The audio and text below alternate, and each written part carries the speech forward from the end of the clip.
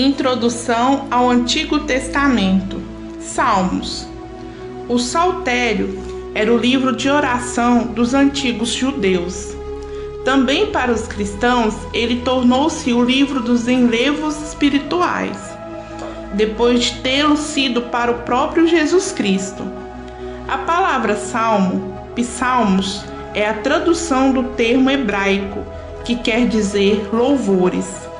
Entretanto, esse termo exprime apenas um aspecto do conteúdo desse livro, no qual se encontram lamentações, cânticos de penitência e de reconhecimento, poemas didáticos e súplicas ardentes.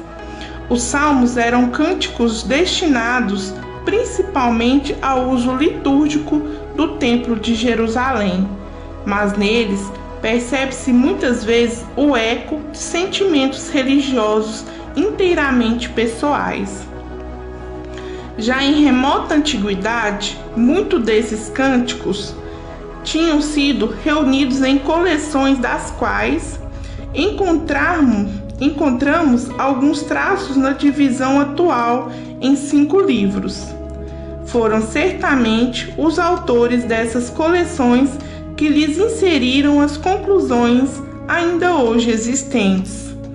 Parece averiguado que essas coleções foram sendo feitas independentemente uma das outras. Daí, não nos podermos admirar se encontrarmos algumas repetições. Foram esses mesmos redatores que, por vezes, ajuntaram 2 salmos num só, e que escreveram os títulos que ainda hoje lemos em muitas dessas composições. Em todo caso, essas inscrições são antiquíssimas. Conservaram-nos elas o nome do provável autor e várias circunstâncias da composição dos salmos, e apresentando expressões assaz obscuras a respeito da sua execução musical e do seu emprego litúrgico. Quando os salmos foram traduzidos para o grego, a significação exata dessas inscrições eram duvidosas. Hoje, muitas vezes podemos apenas conjecturar o que elas significavam. O mesmo se deve dizer da palavra cela, que aparece no fim de numerosas estrofes. Essa palavra, em vista de seu sentido obscuro, foi omitida na presente tradução. Ignora-se quando e quem reuniu a última coleção dos 5 livros, em uma única, a que nos foi conservada. As inscrições do texto original atribuem 74 salmos a Davi, 10 aos filhos de Coré, 8 a Asaf, 2 a Salomão e 1 respectivamente a Emão, a Etão e a Moisés. É difícil averiguar o valor histórico exato desses dados. Entretanto, não há motivo para duvidar de que numerosos salmos provenham do rei Davi. Sejam quais forem os seus autores humanos, a inspiração divina revestiu a sua beleza natural de um profundo sentido religioso, que fez deles para sempre uma inexaurível fonte de vida religiosa e de piedade. Na literatura da antiguidade, o caráter religioso dos salmos salienta-se pela sua incomparável profundidade.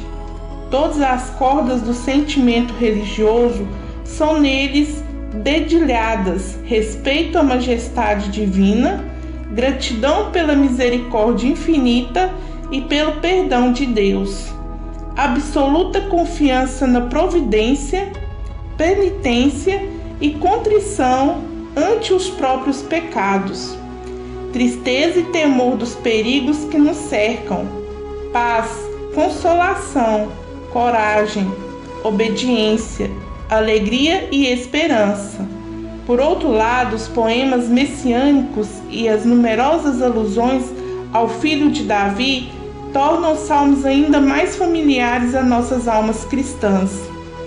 Não admira, pois, o lugar todo particular que o saltério assumiu na liturgia da Igreja. Essas composições dirigiram-se, em primeiro lugar, aos judeus, daí serem impregnadas do espírito judaico, que ainda não tinha atingido a plenitude da caridade cristã. Como em outras passagens do Antigo Testamento, a justiça divina é descrita nos Salmos de um modo rude e forte. Muitas vezes o ruído das armas perturba a calma da oração. Entretanto, urge considerar primeiro a mentalidade própria dos hebreus, segundo a qual só Deus era o rei do povo e que os levava a considerar como inimigos de Deus os inimigos do povo eleito. Assim, estes deviam ser julgados severamente. Em seguida, o crente sabia que o poder do inimigo devia ser destruído no futuro, porque assim o exigia a santidade de Deus.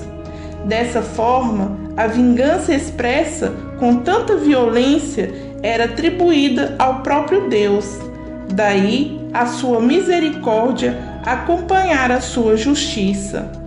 Não nos afastaremos, portanto, do verdadeiro espírito dos Salmos, procurando penetrar no cerne espiritual que está por debaixo da casca dura e aplicá-lo às nossas lutas interiores, como outros tantos apelos veementes ao auxílio divino. Muitas vezes o homem vê-se inclinado para as coisas terrenas e mal consegue rezar. Não sabemos o que devemos pedir, nem rezar como convém, dizia São Paulo, em Romanos capítulo 8, versículo 26. Nos Salmos são-nos apresentados maravilhosos formulários de oração que nos ensinam como devemos nos dirigir a Deus. Em seu sentido verdadeiro e profundo, os salmos só poderão ser devidamente interpretados por aquele que crê em Jesus Cristo. Isso é evidente quanto aos salmos messiânicos, mas a mensagem de outros salmos, como de inumeráveis textos bíblicos, só encontra sentido verdadeiro à luz da vida do Senhor Jesus. Os sofrimentos do justo, por exemplo, são nos Salmos uma clara imagem dos tormentos suportados por Jesus na sua paixão. O Saltério é, em verdade, o livro de oração da Igreja e da alma cristã. Eis uma relação dos mais belos salmos, agrupados de acordo com seu sentido geral. Salmos de confiança: 22, 26, 120, 130. Ensinamentos da sabedoria: 1, 31, 36, 118. Meditações: 8, 9, 11, 35, 38, 48.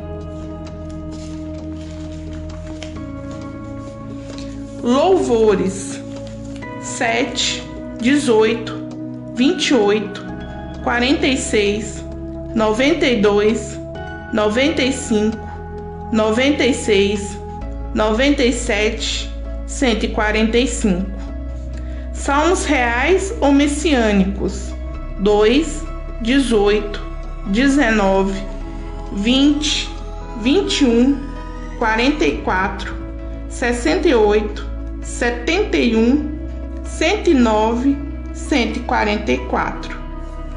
Lamentações e orações intensas: 24, 31, 32, 43.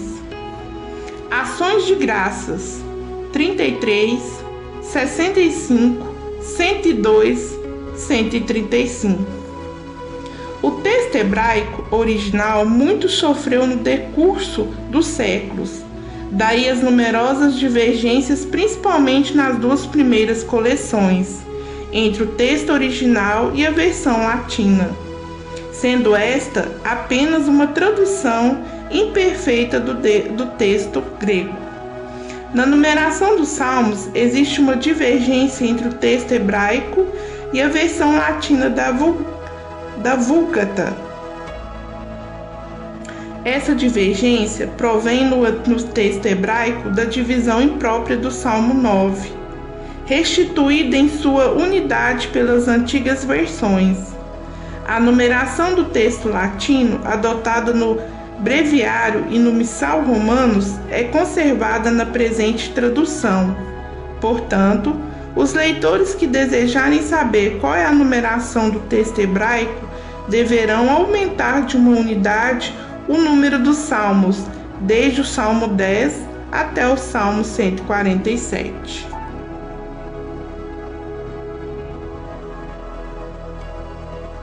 Que bom que você assistiu o vídeo até aqui. O seu like é muito importante para nós. Isso mostra para o YouTube que o nosso conteúdo foi útil para você. Obrigado por se inscrever no nosso canal e ativar o sininho e marcar todas as notificações. Que Deus abençoe você, assim como você está abençoando a tantos outros irmãos através do seu like e da sua inscrição. Graça e paz e até o próximo vídeo.